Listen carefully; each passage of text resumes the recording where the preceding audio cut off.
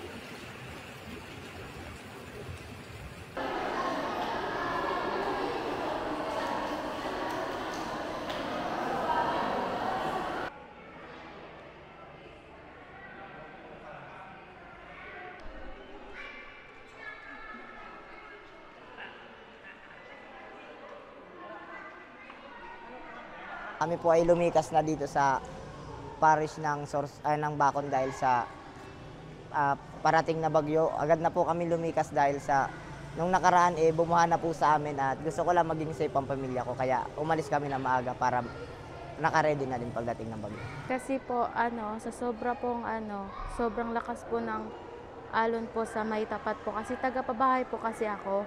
Tapos yung hangin po doon sobrang lakas po tsaka yung dagat din po sobrang alon.